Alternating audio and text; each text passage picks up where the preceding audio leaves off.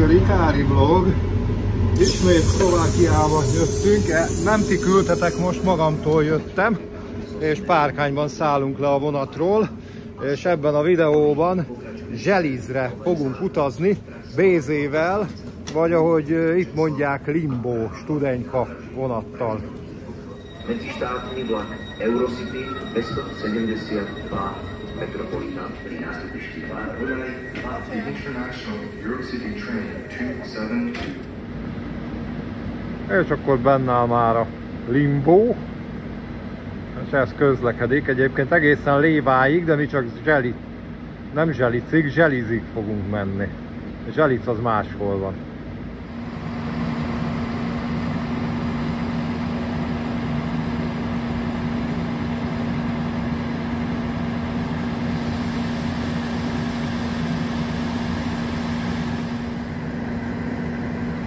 Közben itt mindenféle gépek benne állnak, magángépek, meg egyebek. Becsippantjuk a jegyet, ha éppen működik.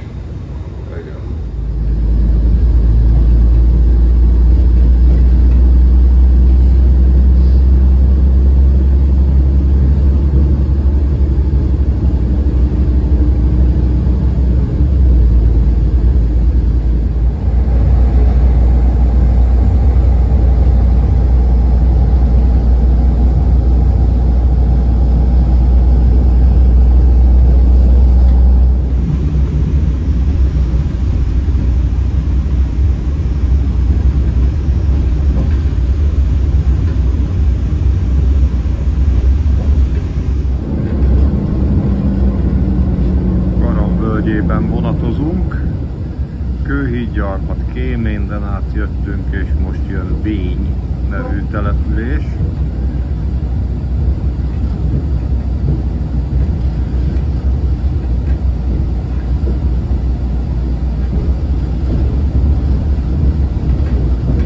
Állomás.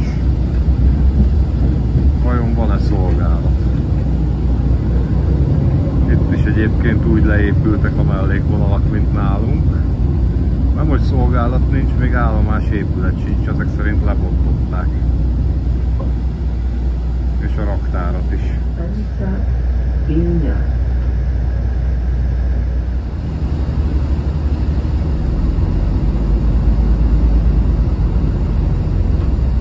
Dámy a páni, jako mieli stopy označky označovači. Následuje stanica Čata.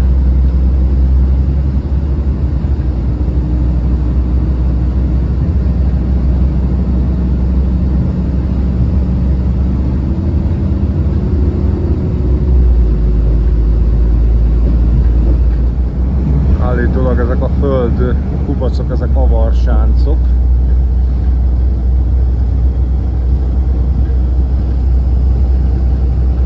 Haladunk a kertek alatt.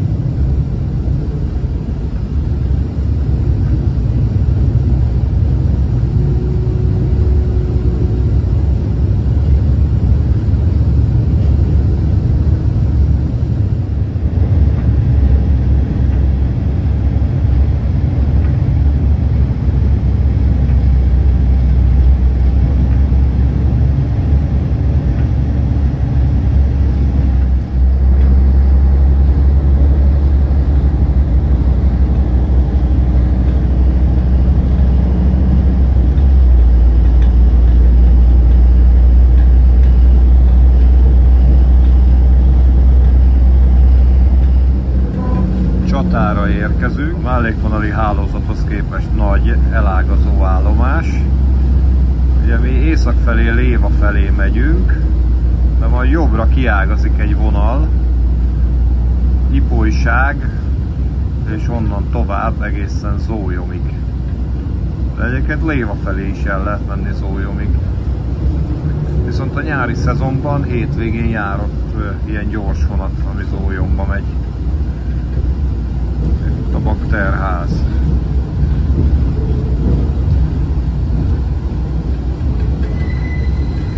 kitérőbe járunk, mert ugye itt 3-as vonatkereszt szokott lenni. Ugye a Léva felé is megy a vonat, Párkány felé is megy a vonat, és Ipolyság felé is megy a vonat.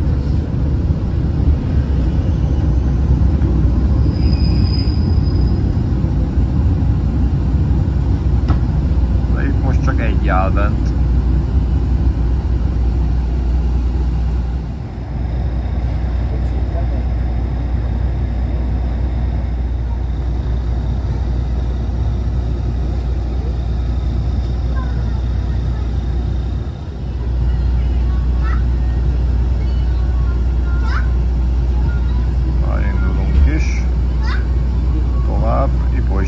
Zólyomi vonat nem jött. Ez megy Párkányba, mi meg onnan jövünk.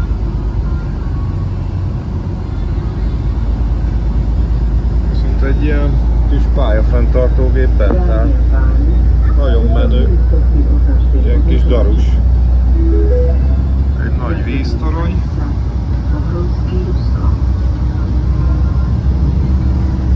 Egy elég központi állomása ennek a vonalnak.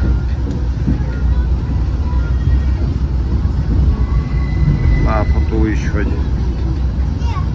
megy ugye még egy vágány. Az megy Ipolyság felé.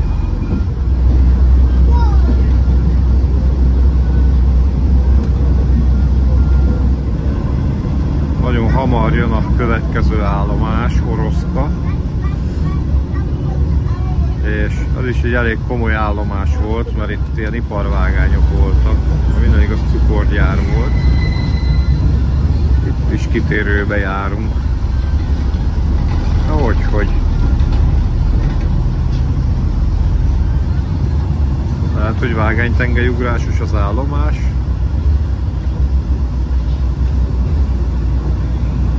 Itt még megvan az állomás épület.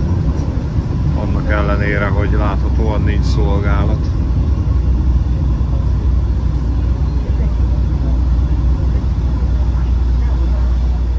Ohronszki Ruszkov, Oroszka.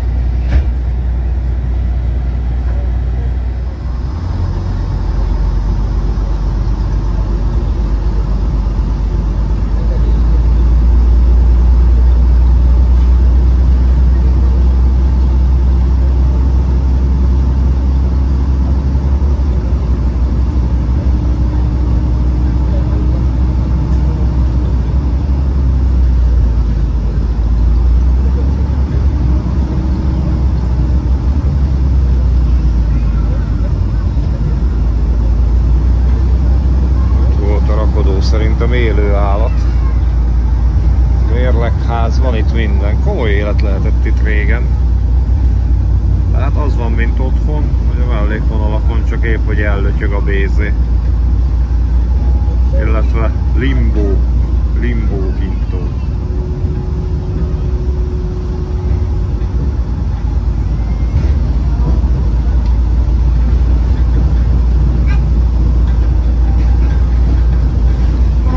Megy a másik vágány, ez lesz az iparvágány szerintem. Ott fönt mi mehetett? Kis vasút volt? Ha minden igaz, itt volt kis vasút, nem?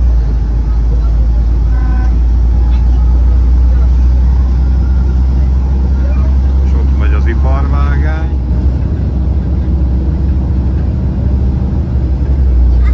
Nagyon komoly.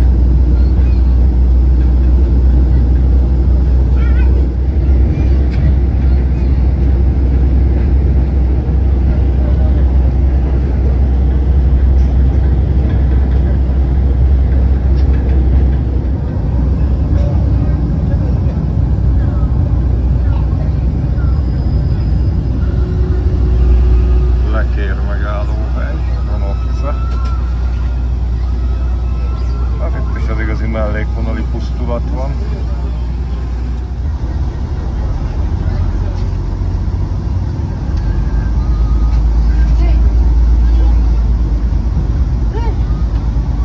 Dánia Pine, to miejscowski oznaczkiem oznaczowaci.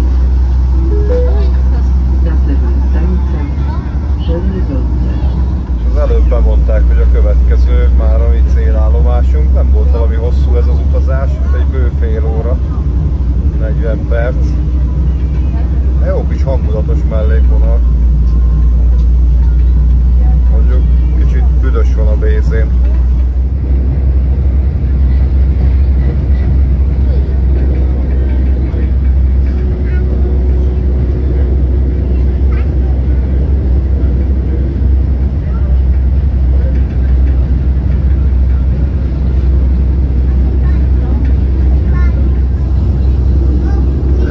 Érkezünk a városba, Zselizre, kisváros itt a Karam völgyében. Picit majd körülnézünk, amennyire tudunk.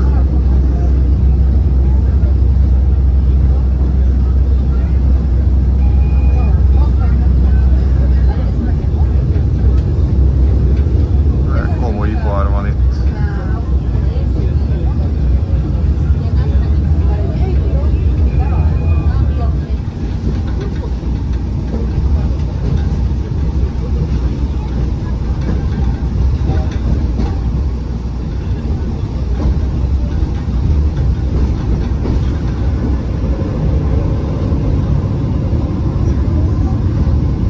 Zseliezovce, magyarul Zseliz.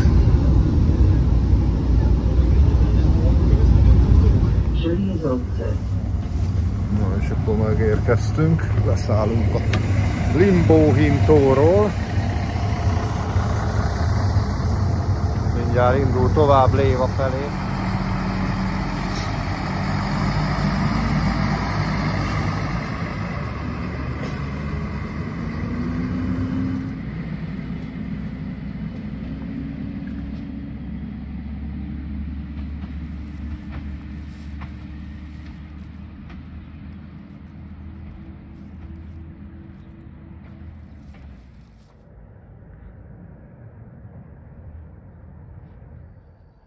Milyen régi lámpa.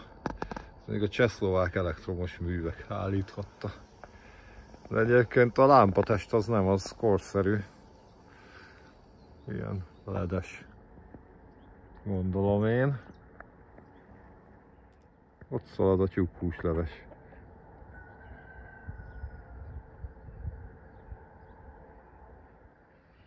Nézzétek, milyen jó pofa játszótér van itt.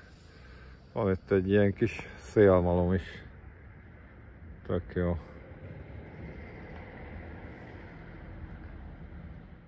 És ott az eredeti vasmászóka. És akkor itt Zselizen sétálgatunk egy kicsit, bejöttünk a városba. Itt egy Eszterházi kastély van, és nemrégiben elkezdték felújítani, és annak a parkjában sétálgatunk. Nagyon kellemes, mondjuk rohadt hideg van. Ugye kicsit megjött a tél így a tél végére, de egy kellemes kis városi parkban tett séta, az nagyon jó.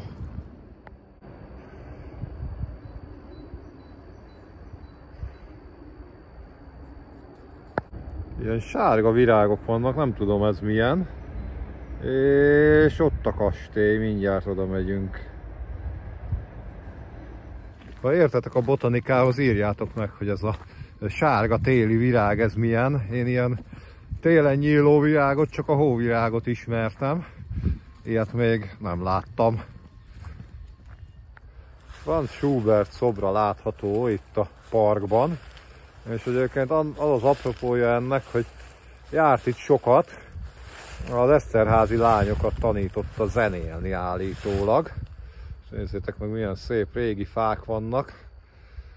Öreg fák itt a parkban. Nagyon hangulatos.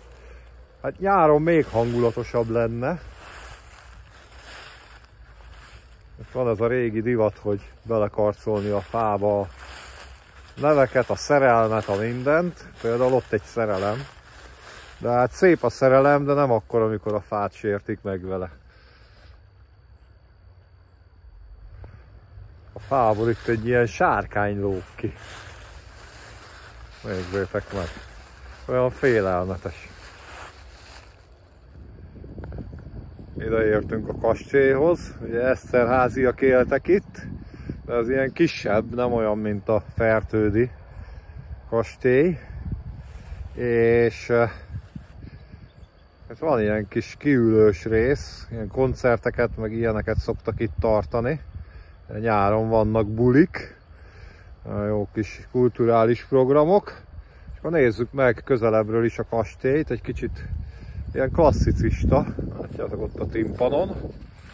És elkezdték felújítani, egy időben nagyon elhanyagolt állapotban volt, láttam róla cikkeket, meg képeket, és az utóbbi pár évben elkezdték felújítani, de még nincs kész. De most azért szépen kulturáltan néz ki. Meg van csinálva a tető, és a falait is újítgatják. És akkor nagyon hangulatos ilyen őspark veszi körül. Gyönyörű. Kellemes itt sétálgatni, leszámítva a 0 fok körüli hőmérsékletet. Az Eszterházy családnak a galántai ága élt itt, és egy ilyen, hát márvány vagy műmárvány, dombormű. Johannes Carolus Eszterházy de Galanta. Eszterházy János Károly. Az oldala nincs még kész a kastélynak, ez még kicsit ilyen urbex hangulatot idéz, de gondolom ezt is meg fogják majd csinálni. Nagyon szerencsénk volt, beengedtek minket a kastélyba, jókor voltunk jó helyen, és itt a kultúrterem, vagy zeneterem.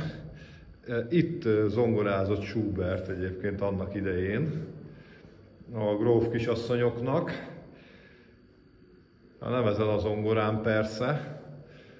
És egyébként itt szoktak mindenféle előadások lenni.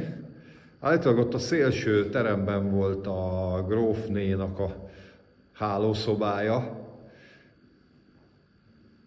Emit meg a grófé a túlvégén. Hát elég sokat kellett gyalogolni, hogyha szerettek volna egymástól valamit. Meg kellett küzdeni az örömökért. És így nézett ki annó a szalon. És azt is megtudtuk egyébként, hogy Schubert a vörösbort szerette, és alacsony volt, és nem volt szép, és ezért nem volt nagy sikere a nőknél. Viszont jól érezte itt magát Zselizen. És nagyon nagy szerencsénk volt, mert Polka Pállal, Pavel Polkának a Zselizi Múzeum vezetőjével futottunk itt össze, és ő beengedett minket a kastélyba. Sok idő nem volt, mert dolga volt, de azért egy picit be tudtunk lesni, és nagyon sok érdekes régi történetet mesélt el nekünk. Hát ebből csak pár apróságot tudtam veletek megosztani. Mindenesetre neki a Facebook oldalára érdemes felnézni, ha itt a környék és Zseliz története érdekel titeket, mert nagyon gazdag információ vannak ott, és még azt elmesélem, hogy Eszterházy János Károlynak és a családnak ez egyébként a nyári lakja volt, és ők amúgy Bécsben éltek, és nyáron tartózkodtak itt, főleg a család, de ő is,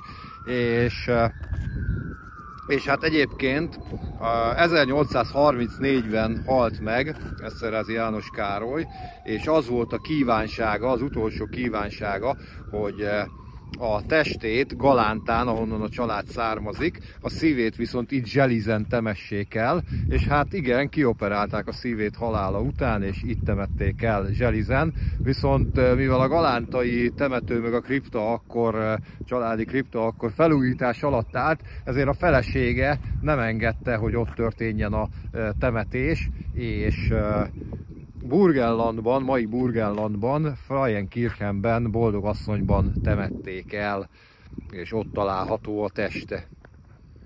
És akkor nézzünk rá a kastélyra így napsütésben is, most már kellemes kezd lenni a hőmérséklet, és jobb az embernek a kedve. Hát tekintsünk körben a napsütéses Zselizi parkban, kastélyparkban.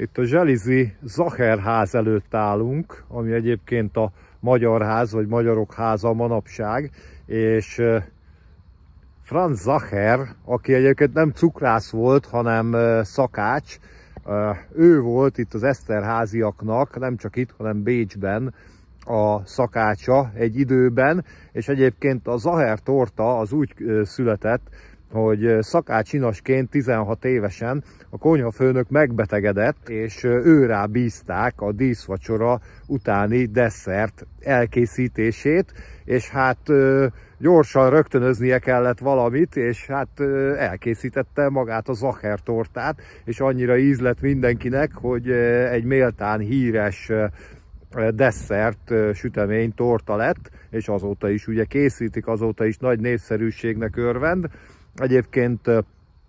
Egyébként Bécsben éltek, aztán itt Zselizen is tevékenykedett, illetve később Pozsonyba került, és a 48-as forradalom után visszaköltözött Bécsbe. A fia egyébként itt született, Edward Zacher, és ő pedig Bécsben szálloda tulajdonos lett. Aztán itt egyébként ez ilyen szolgálati lakás volt a Zacheréknek, ez a Zacher ház, és a világháború után elvették ugye a grófi családtól, és volt ebben minden, a rendszerváltás után pedig a Csemadok kapta meg, és akkor lett benne magyar háza, magyarok háza. Ugye itt a környéken nagyon sok magyar él, tehát itt például Párkány környékén szinte mindenki magyar, aztán ahogy megyünk északabbra, egyre változik ez az arány, de például a vasútállomásokon is ki van írva magyarul a települések neve, meg hát a legtöbb helyen ki van írva két nyelven minden, mert hát ez a része Felvidéknek, ez egy ilyen terület. Egyébként azt tudtátok, hogy Zacher doktor, aki egy időben az ország toxikológusa volt, aki ugye sokat szerepel különböző egészségüggyel kapcsolatos riportokban, és sokszor hallhatjuk, láthatjuk őt különböző médiumokban. Ő egyébként rokonságban áll a régi Zacher családdal. Franz Zacher és a fia Edward. A család jelképe, mondhatni címere. És Zseliznek egy régi térképe található itt a tájékoztató táblán. Ugye jobb oldalt folyik a Garam, és látjuk a térképen, hogy Zsellésznek is hívták Zselizt korábban. Szlovákul pedig Zseliezovce, de régen szlovákul is máshogy hívták, Zselcovce. A múzeumot most nem tudjuk megnézni, mert előre be kell jelentkezni.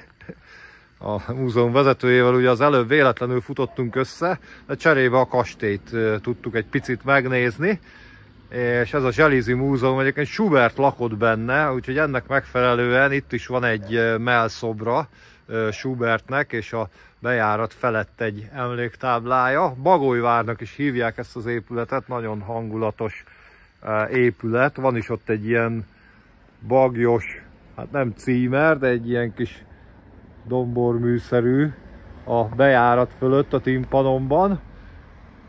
És van itt egy nagyon érdekes dolog még, vagyis hát igazából csak volt, de itt ezen a tájékoztató táblán meg lehet nézni. Nevezetesen állt itt egy nagyon érdekes, nagyon nevezetes fa. 1800-as években 600 évesre becsülték, egy tölgyfa volt. 8 méternél nagyobb volt a kerülete, és fakastélynak hívták, mert akkora nagy volt, hogy volt benne egy kis helység, egy ajtóval és egy kis ablakkal, és 10-12 ember is elfért benne. Ez itt volt Zseliznek a határában, a Garam túloldalán, egy kedvelt kirándulóhely volt. Aztán 1932-ben, amikor a becslések szerint már 700 éves lehetett a fa körülbelül, akkor egy vihar kidöntötte, és hát nem engedték, a tulajdonos nem engedte a grófné feldarabolni, de végül valaki, aztán vandálok állítólag felgyújtották, és tulajdonképpen ez a Zseliznek ez a nevezetessége, ez elpusztult sajnos. Egyébként itt van Kán Károly, a magyar természetvédelem tulajdonképpen megalapítója. És még egy kép itt a fakastélyról. Hát az nagyon menő lenne, ha ez még meg lenne, de hát sajnos az idő elsöpörte. Kőszobor, egy zenész, méghozzá Furujás. Felirat nincs, a pontos információnk nincs róla. De valami furuja vagy ilyesmi van a kezében. Egyébként képzeljétek el, én, aki nem szereti az édességet, most már itt a nagy sztorizásban megkívántam a Zaher tortát. Egyébként van itt egy híres cukrászda, megpróbálunk oda benézni, reméljük, hogy nyitva van, mert hogy hétfőn járok itt, és hát akkor egy kávéval egy olyan Zaher szeletet, ha tudok, akkor lehet, hogy enni fogok.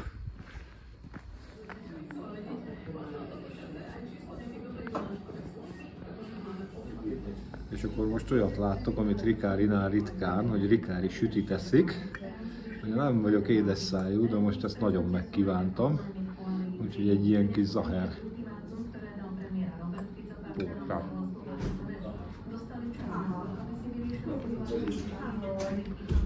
És egy jó kávé hozzá. Ott vannak a sütik, látjátok?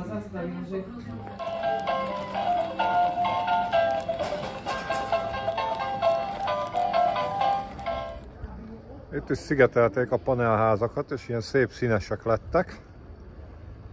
De itt a túloldalon ez nagyon jó pofa dizájn lett ezekkel a ilyen térhatású, ilyen ablak körüli festésekkel.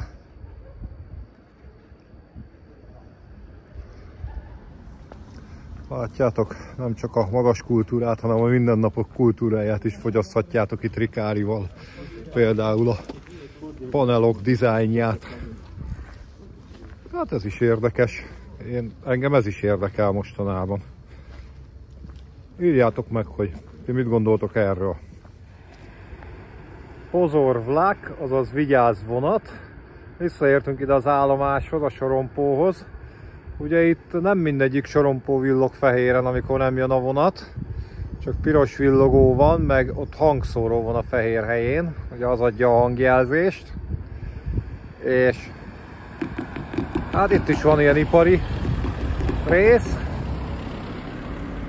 És ugye ott fog jönni majd a vonat Léva felől, de azt nem innen fogom felvenni, mert hogy azzal a vonattal megyünk visszafelé. Egy ilyen kis zselizi villámlátogatáson voltunk, de még azért limbózunk egyet. Itt a rakodó terület. 2, 4, 5 vágányos az állomás.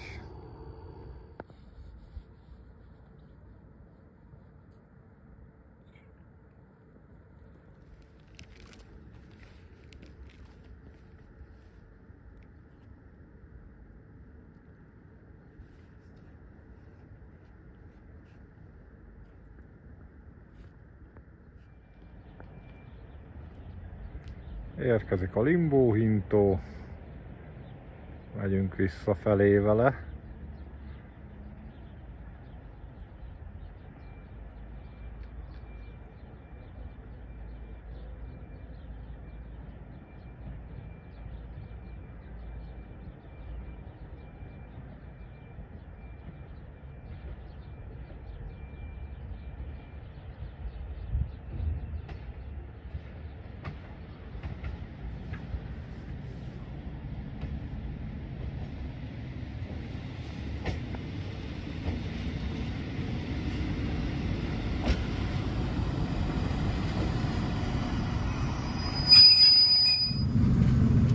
Akkor felszállunk.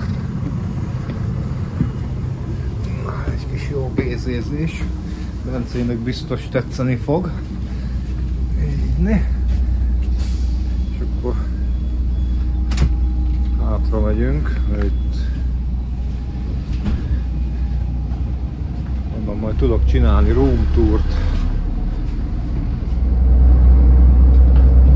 Dámy a páni, cestovný lístok si označte v označovači.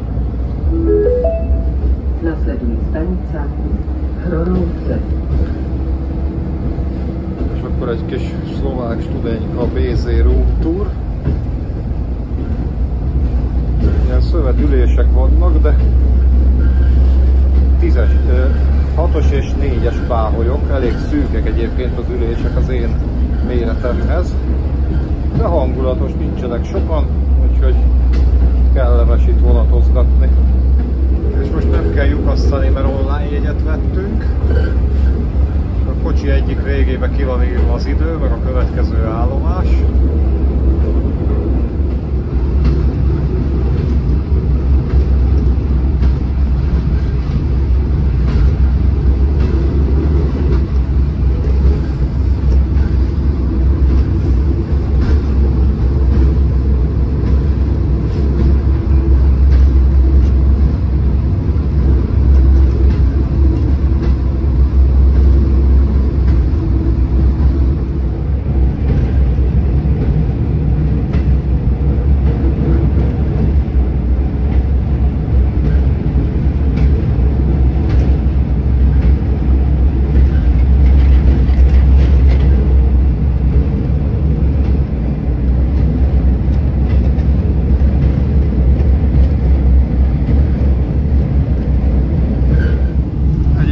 Említettem, hogy ugye itt a környéken Limbónak, Rimbo-Hintónak hívják a BZ-t, a Studenyka vonatot.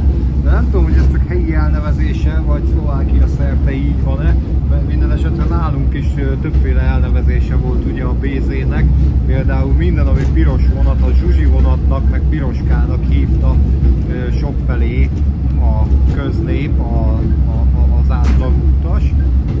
És többek között a BZ-t is, de mondjuk például az MD motorvonatot is piroskázták, Zsuzsi vonatozták. Hivatalosan ugye Magyarországon a debreceni kisvasút a Zsuzsi vonat, de nagyon sok helyen hívták a kisebb vonatokat Zsuzsinak. Itt pedig Limbo. Ha tudjátok, hogy felvidéken másfelé is hívják-e Limbónak a Studenyka vonatot, akkor írjátok meg.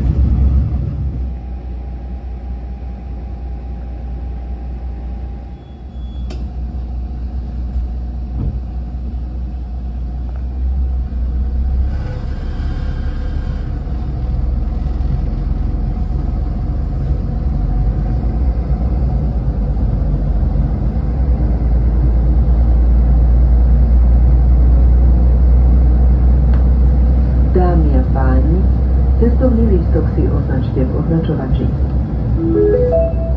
Nasleduje stanica Pohronský Ruskov.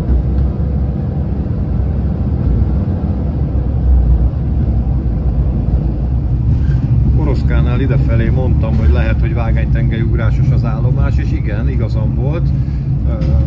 Most mi egyenesbe jártunk be, és kitérőbe ki, ugyanis Párkány felől tulajdonképpen az átmenő az iparvágány felé vezet, a Léva felé a vonal, az pedig hát úgy van, hogy kitérőbe. Csata állomásra közeledünk, idefelé is mutattam, ugye Ipolyság, Zólyom felől jön be a vonal. És reggel nem volt 3-as keresztünk, mert most megnéztük a menetrendet, hogy pont a reggeli vonatnál nincs Ipolyság felé vonat. De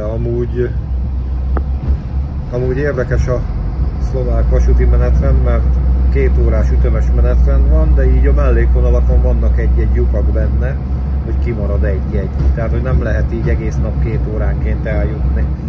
És például itt ezen a vonalon pedig úgy van, hogy itt a egyik délelőtti forduló marad ki, hétvégén pedig minden második megy csak, tehát 4 óránként van vonat.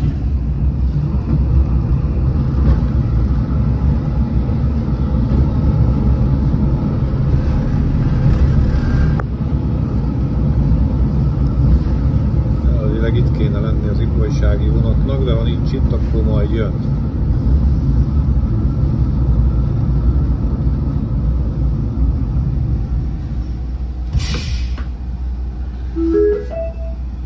Stanica Csata.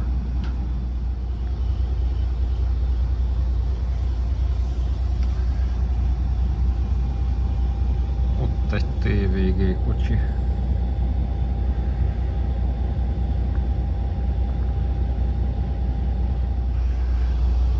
Párkány felől a Limbo, a másik, és majd még egy harmadikat is, ha minden igaz, bevárunk.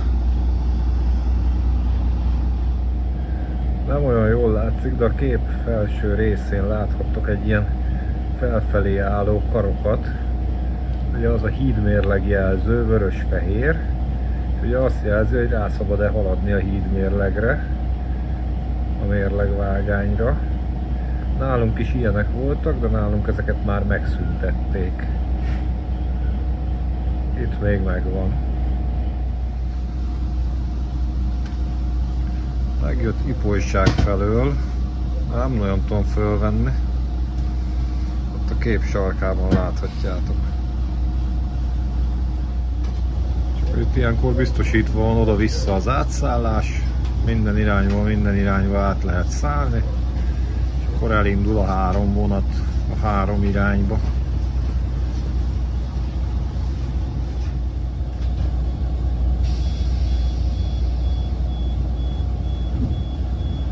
És már indulunk is.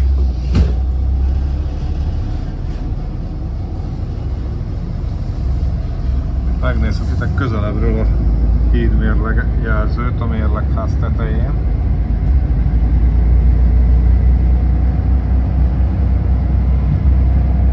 Instrukcji oznaczcie oznaczowaci. Nasleduje stanica Gdynia.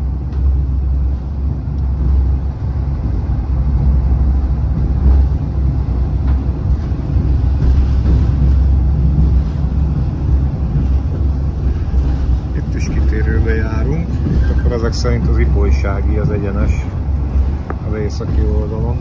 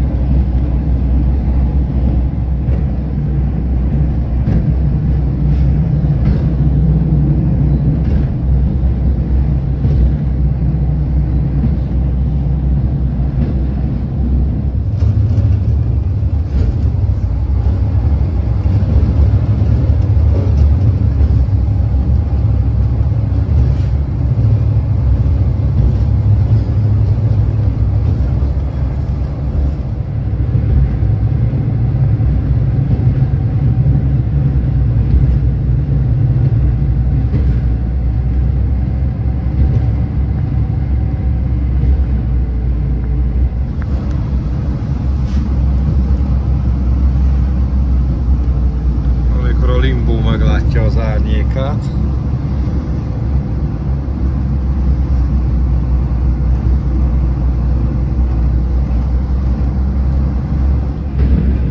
Szép időben, mint most, ellátni egész a Börzsenyig. Ott a fák mögött látható.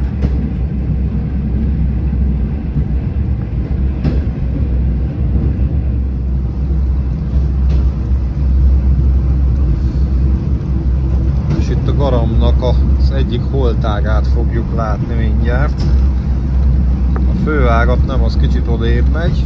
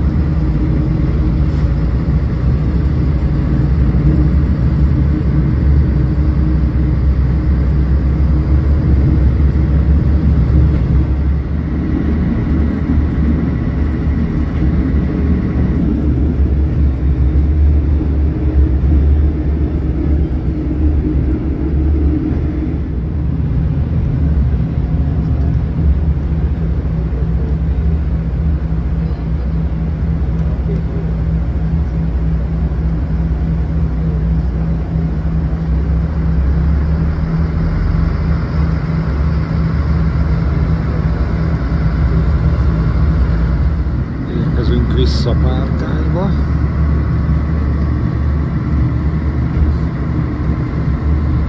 Itt a fővonal, ugye Budapest felől. Na most ezen nem fogunk utazni.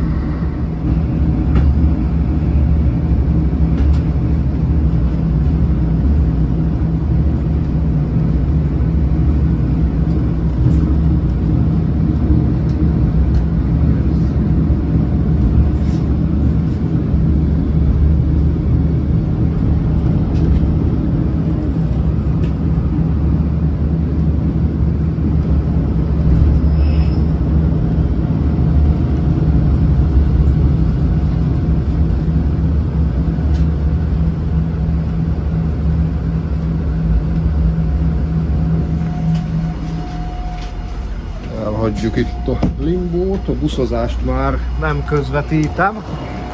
Leszállunk a Studénykáról, Bézéről, Limbóról, vagy kinek hogy tetszik. Hát remélem tetszett nektek ez a kis zselizi kaland.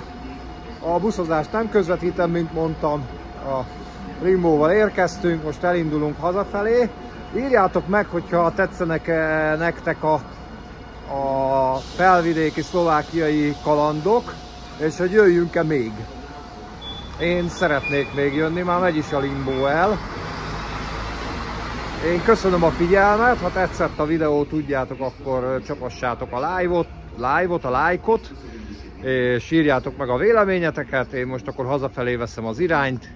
Rikári voltam, Párkánytól Zselizig, és felvidékről, Szlovákiából. Sziasztok! Csüssz!